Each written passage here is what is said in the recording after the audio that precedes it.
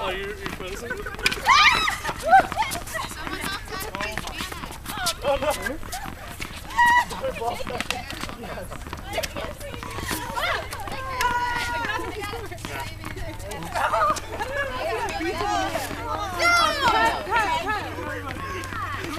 Freedom!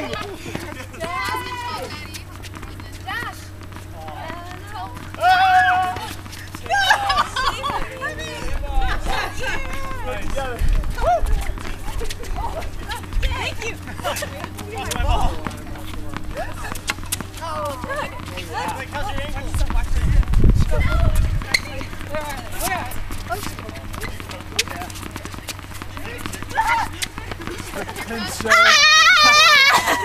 Oh no. Dribbled right into you. Remember to find the sweet spot of your rackets. Stay low on your toes. Oh, go. Oh, man. Come on, Cody. I'm coming.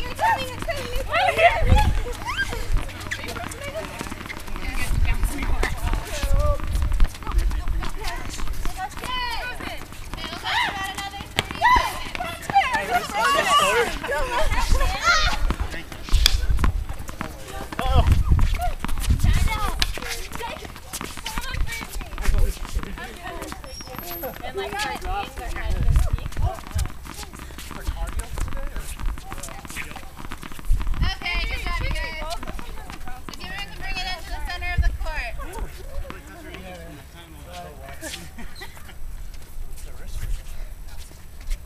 So today, we are going to be learning serving.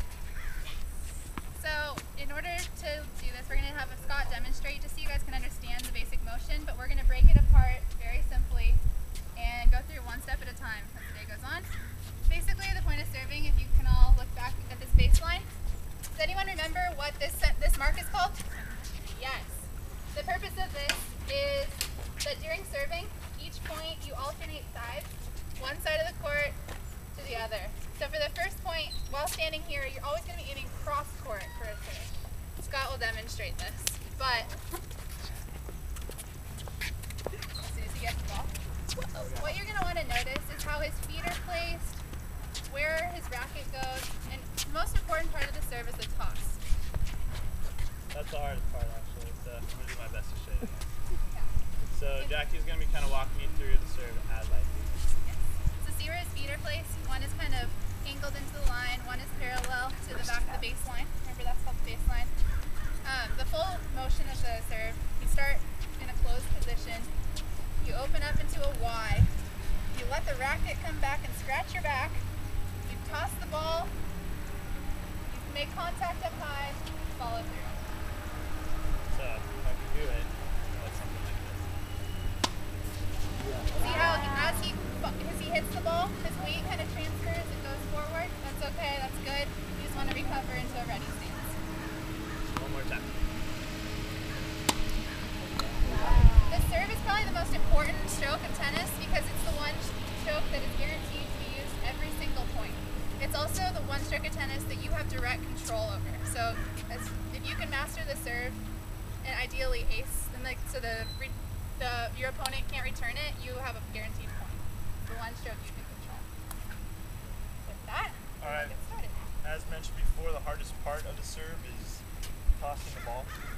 The reason why it is so tough is you're kind of hitting a moving target. You know, you have to hand-eye coordinate, throwing the ball up, getting your body going and following through and hitting it into a smaller area of the court. And if you can't serve, you can't really play the game because that's how the game starts. So if everyone just wants to put their racket on the floor. Spread out first. You're going to take so for the toss, you're going to start with the ball on your finger pads. Not your fingertips, these are your fingertips up here. Some people get that confused. You're going to throw a ball on your fingertips.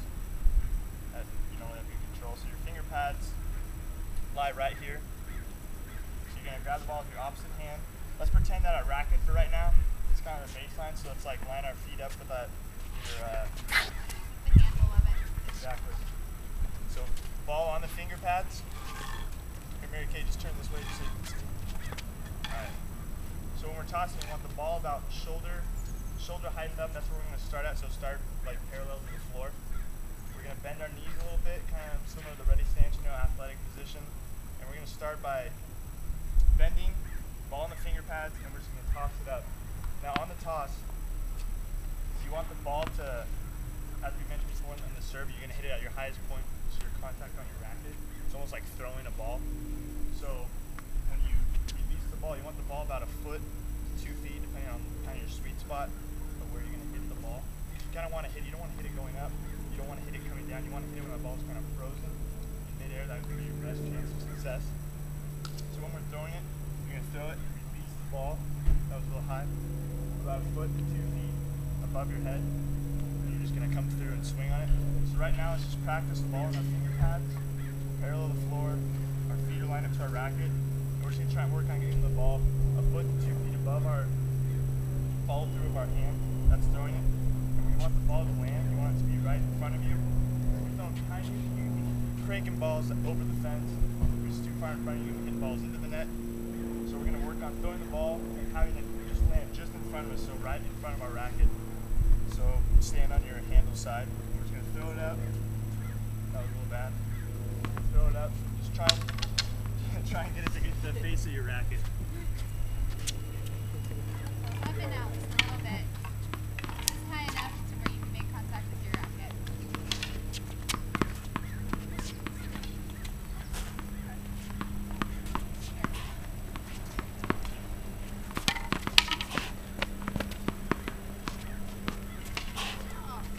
If the racket is too difficult or if it's bouncing everywhere, you can just move it out of the way. It's just to understand that you want to get it just slightly in front of you.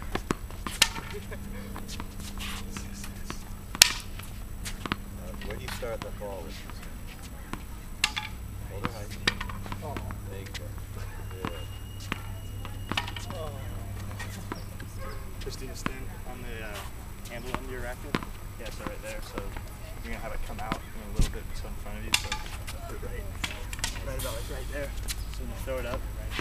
You can kind of see. There you go.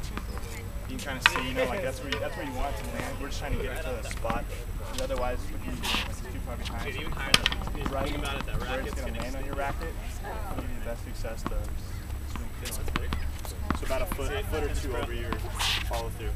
And guys, make sure when you're throwing it up, you're not short arming it. Make sure you just do a nice toss. That'll get your rhythm going. Your follow through. That's the best. Really good.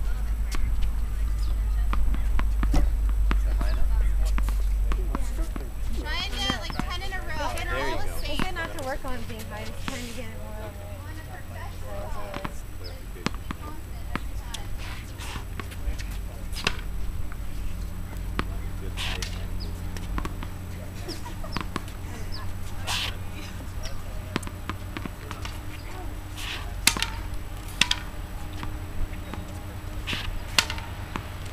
Even toss it just a tiny bit high. You're stretching. I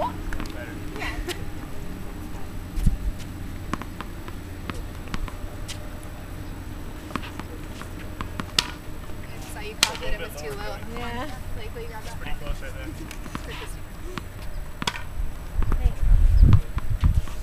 Alright, so now that we have the toss down, everyone hold your ball in some way, shape, or form.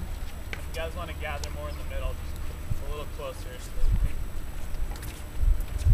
strip you guys a little better. Go ahead and set your ball down on the ground right next to you. We don't want you stepping on it, but we don't need to use it right now. You have the toss down. You should be standing, as you said, shoulder width apart, 1 foot pointed a little bit more towards the net at a 45-degree angle. Back that's pretty much parallel to the net. You're going to pretend that you have the ball in this other hand, but you're not. Toss it. You start in that ready stance. You're going to come into a wide position. This hand's going to have the ball, and it's going to be a toss. This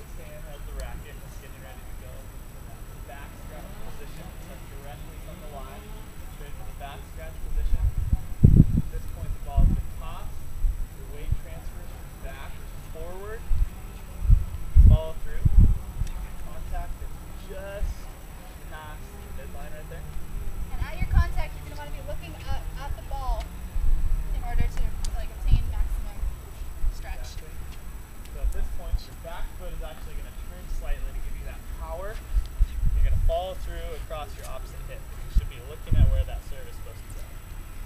So a couple key things during the serve.